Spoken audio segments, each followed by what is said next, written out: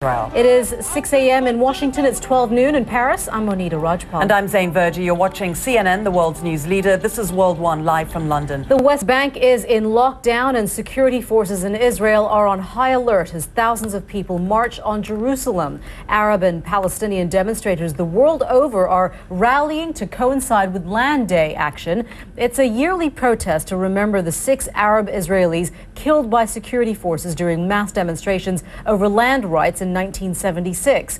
Protesters in neighboring countries have been urged to rally near the Israeli border, and big events are being planned for Lebanon and Egypt. But more than guns and ammunition in the opposition's arsenal of weaponry, one of Syria's most famous dissidents only his pen, pencil and paper at hand. But as CNN's Nem Albigir reports, that was enough to allegedly arouse a brutal response from the Assad regime. A few months ago, Ali Farzad feared he would never regain full movement in his hands. Joins us now here in the studio. Nema, he's going to go back to Syria after all that. He is. He is, and it's even more incredible when you consider what happened to Ibrahim Qashush, who is a composer whose song became synonymous with the process. We could all be paying a little more for our favorite high-tech gadgets. That's because Foxconn, a Chinese company which produces 40% of the world's electronics, agreed to hire tens of thousands of new workers, end illegal overtime, and improve worker housing. All of this comes after a new report found widespread labor violations in its factories in China, where they make a lot of products for Apple, including the iPhone and the iPad. Sales and petrol prices continue to soar in the UK as fuel tanker drivers threaten to strike over pay, holiday and possible layoffs. Queues are forming at many petrol stations across the country, and some garages are running dry after Prime Minister David Cameron advised people to keep their tanks half full. Talks between employers and unions are expected to take place next week. Well, of course, you can imagine this is being covered extensively in the British newspapers. Let's take a look at what some of them are saying about this. The headline in The Guardian reads, "The Origins of Petrol Panic." It's a common piece that looks at the psychology behind this crisis, and it says, "A long queue is such a visible sign that something is amiss. It encourages the herd instinct. Striking workers are often told that they are holding the country to ransom. But these days, stopping the petrol pumps is a more effective political tool than withdrawing labor."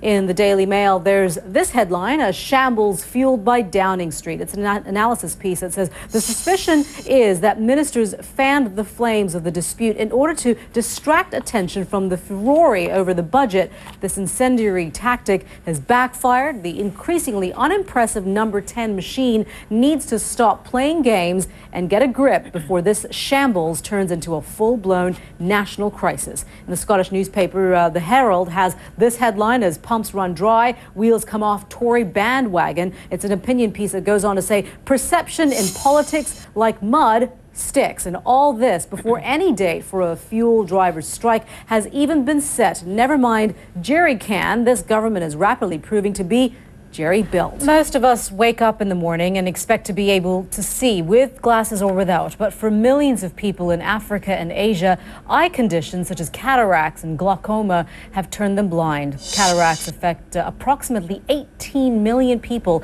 90% of them in low and middle income countries. 3/4 of the world's blind children live in the poorest regions of Africa and Asia. The World Health Organization wants eye surgery to become an integral part of an economic strategy designed to reduce poverty. But providing help to those who need it most but can't afford it can be a challenging task. A group of U.S. doctors from Utah braved the harsh conditions and violence in Sudan to bring the gift of sight to former child soldiers and people fleeing the civil war. And thanks to their efforts, 200 people are now able to see again. The medical team from the John A. Moran Eye Center at the University of Utah is led by Dr. Jeffrey Tabin. He's about to embark on a new charitable mission to Nepal. Dr. Tabin joins us now from Salt Lake City. Dr. Tabin, thank you very much for being with us. It's America. It's amazing work, what you have been able to do.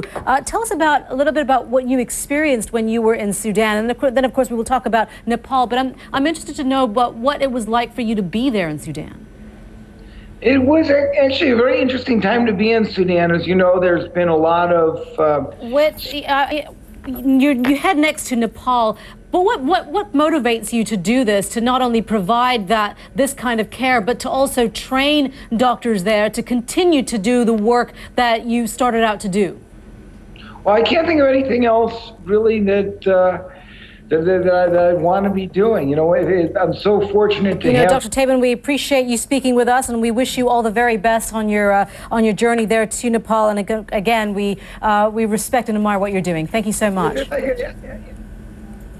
After a general strike which burst into violence, the Spanish government is ready to unveil further austerity measures later today. On the government's agenda are tax increases and a controversial new labor law. CNN's Al Goodman is following developments from the Spanish capital, Madrid. He joins us now live. And Al, this is interesting because while these austerity measures are needed, the difficulty is in order to spur growth, you need spending. And so it's a catch-22. And the Spanish government is in a bit of a, I guess, as they say here in this country, in a bit of a pickle.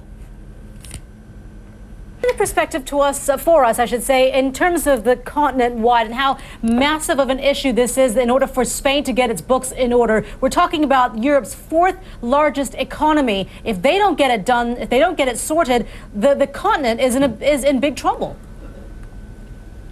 Right. Actions speak louder than words. FIFA President Sepp Blatter wants change at World Football's governing body, and he wants it now. Pedro Pinto joins us with more on that. Good morning. Good to see you. Today could be a big day for the future of FIFA, the body's executive committee. A little bit of that. Yeah. I mean, and just so you know, that noise that you heard was from Zain. When I said nasty dog. That was from Zain. Yes. Okay. She admitted that, whatever you want to call it.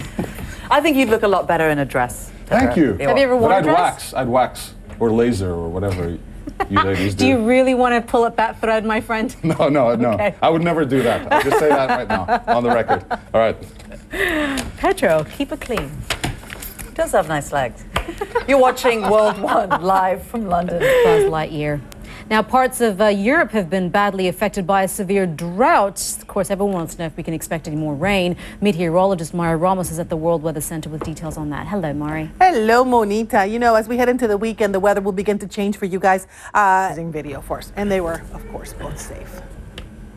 Good to know, Mari. Thank you very much. You're watching World One live from London. I'm Zain Verjee. And I'm Monita Rajpal. Thank you for joining us. Stay with us right here on CNN.